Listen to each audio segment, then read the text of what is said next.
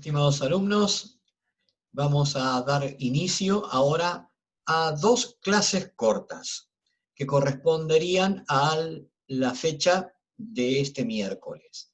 La primera va a hablar sobre los avances en cirugía, anticoagulación y fracciones de la proteína del plasma, y también los aportes que ha recibido nuestra especialidad en la inmunohematología. Estos dos temas, dos grandes temas, los dividimos en dos clases que son relativamente cortas. Así que vamos a empezar por la primera, diciendo lo siguiente.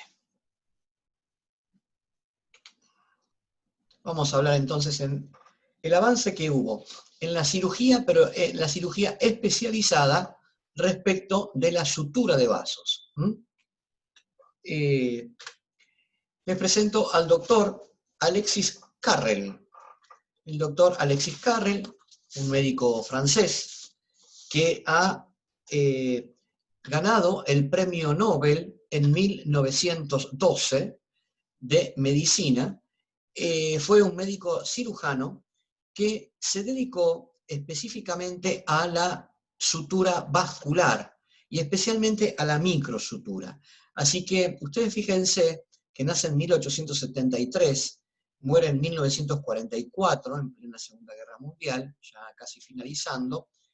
Este hombre, que además sufrió los avatares de la guerra, por supuesto, ya en 1912, principio del 1900, hablaba sobre sutura de vasos microscópicos casi, o una sutura microscópica, con una técnica especial donde podía suturar vasos de hasta 1 milímetro de espesor.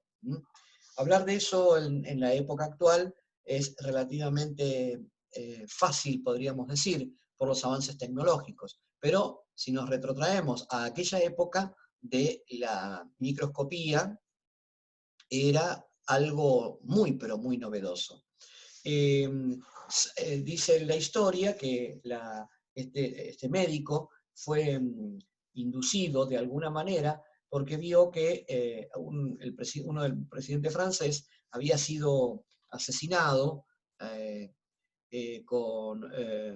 herido de bala y con una hemorragia importante, que a los 3 días fallece por un shock hipovolémico, ¿no?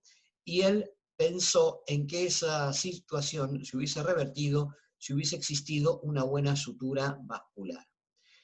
Entonces, este hecho particular hace que investigue, ya siendo médico y recibido ya como médico cirujano, acerca de el avance también en lo que sería trasplantes de órganos y tejidos, y ver de alguna manera cómo acá ven cómo tenía una técnica especial donde no suturaba directamente de término terminal, sino que tenía una técnica de sutura específica donde el vaso después no sufría ruptura y además tampoco la anastomosis era muy buena y no sufría ningún tipo de férula o de apertura, ¿no? De fístula, más que férula.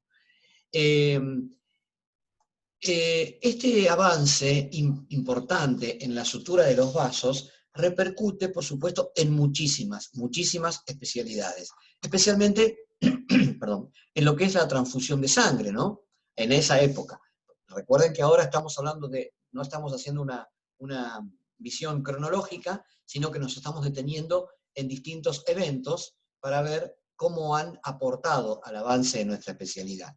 Y también el doctor Carrel se interesó muchísimo por dos temas. Uno, el tejido de cultivos in vitro, o sea, que el tejido pueda crecer in vitro, cosa que hoy, por supuesto, se está haciendo para hacer los trasplantes de piel y de otros tejidos con células monoclonales, etc. Estamos hablando de 1912. Y también el médico Carrel lo relacionaba todo con la metafísica, escribe mucho sobre la situación psicológica del hombre, la psicosomática, tiene charlas, que ha tenido charlas con Albert Einstein sobre la relatividad y sobre el tiempo, y bueno, estudia al hombre desde la perspectiva también espiritual y orgánica. Así que el aporte de Carrel fue importante, al menos para los cirujanos vasculares, y para nuestra especialidad específicamente, valga la redundancia. Bien, otro de las personalidades importantes es Edwin Kohn. Kohn nació y falleció en Estados Unidos, más o menos para la misma época de Carrel, y era químico e investigador, y revolucionó la historia también de la medicina transfusional y de la medicina en general. Porque trabajó él en la separación de las proteínas plasmáticas por el método de etanol, o sea, a través de un alcohol. Esto, al día de hoy, se sigue haciendo con su técnica perfeccionada. Pero claro, ¿qué hizo el doctor Kohn? Vio que en el plasma había proteínas, distintos tipos de proteínas, y empezó a pensar cómo poder separarlas para fraccionarlas y tratar distintas patologías de acuerdo a la proteína que se iba a separar. Ustedes saben que una de las proteínas más importantes del plasma y que se encuentra en mayor cantidad es la albúmina. Y la albúmina se utiliza como factor oncótico, o sea, por la presión oncótica hace que no se pierda líquido de los vasos. Uno de los tratamientos en el edema generalizado es transfusión de albúmina o inyección de albúmina. Cuando la albúmina no existía o se fraccionaba farmacológicamente, era poco conocida, aún hace 20 o 30 años, se transfundía, y aún hoy en ciertos lugares, por desgracia, se transfunde plasma en reemplazo de la albúmina. Porque el plasma, por supuesto, el plasma humano contiene albúmina, pero no es lo mismo transfundir una fracción de albúmina que está sintetizada y concentrada en un fármaco a la transfusión del plasma con todo el riesgo que implica una transfusión. ¿Para qué? Para el tratamiento del shock hipovolémico por el factor oncótico que tiene la albúmina. Y por supuesto también contribuyó al tratamiento de tantas otras enfermedades de acuerdo a la fracción que se obtenía del plasma, específicamente de los factores de la coagulación. Factor 8, que hoy está totalmente desarrollado. Entonces, al separar las proteínas del plasma, dio inicio a lo que hoy conocemos en la industria farmacéutica. Para hacer un repaso, pero ultra por lo rápido, ¿no? Hablamos de hemocomponentes. Cuando hablamos de hemocomponentes, esta palabra es fundamental, hemocomponentes, o sea, los componentes de la sangre. Estamos hablando de los glóbulos rojos, del plasma, de las plaquetas, y otro componente que nosotros obtenemos en el banco de sangre, que es el crioprecipitado, que es una fracción que precipita de una proteína, que es el factor von Willebrand y factor 8, que de acuerdo a ciertas condiciones se pueden obtener y conservarlo, y para utilizarlo en patologías específicas, más allá de que existen concentrados comerciales. Pero nosotros tenemos estos hemocomponentes.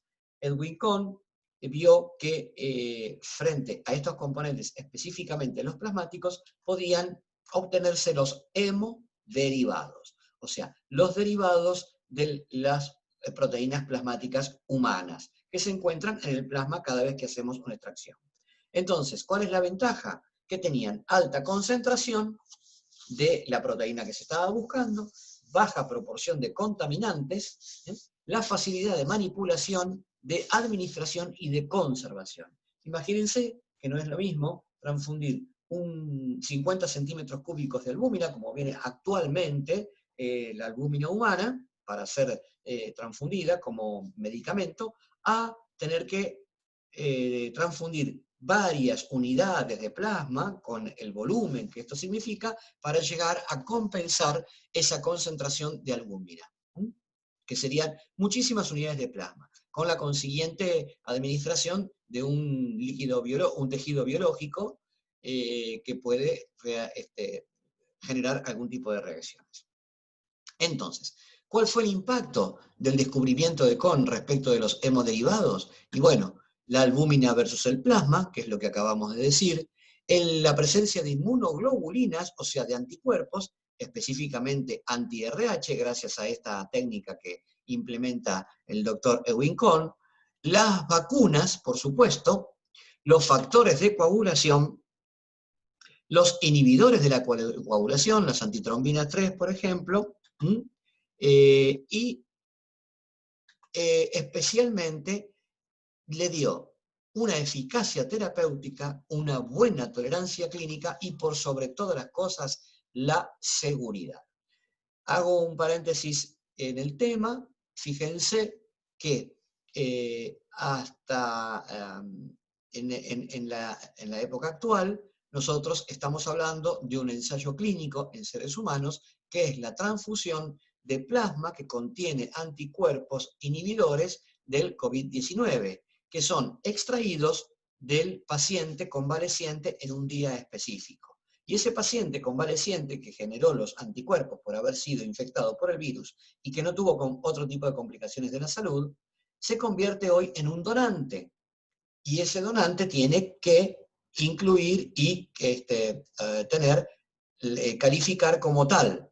Con lo cual, esto que está dentro del plafón de un ensayo clínico, porque todavía no hay números, también estamos obteniendo plasma para después, en este momento, la Universidad Nacional de Córdoba, en nuestro país, que es la rectora, por así llamarlo, de la fabricación de los hemoderivados a partir del plasma que cada banco de sangre le envía a esta universidad, produce los productos farmacológicos. Bueno, también ella va a producir el día de mañana, digo el día de mañana dentro de muy poco tiempo, no años, lo que sería el suero o la vacuna que contenga anticuerpos neutralizantes del COVID-19 obtenidos del plasma de convaleciente.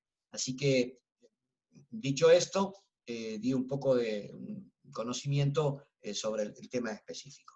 Y para terminar esta clase, como les dije que era una clase corta, hablamos también de la evolución de los anticoagulantes. Entonces, ¿cómo comenzaron con el citrato de sodio? En este caso con el ácido cítrico dextrosa, ya mejorado de la técnica del doctor Agote, por supuesto, que a 4 grados centígrados una unidad de glóbulos rojos dura 21 días. Así, en 1960 ya se incorpora el citrato fosfato dextrosa, que es denominado CFD, que es el anticoagulante que hace que una unidad de eritrocitos dure 28 días refrigerada a 4 grados más menos 2. 5 años después se le agrega adenina al citrato fosfato dextrosa y dura 35 días, no 345 días, tal cual dice la diapositiva. 35 días desde el día de su extracción.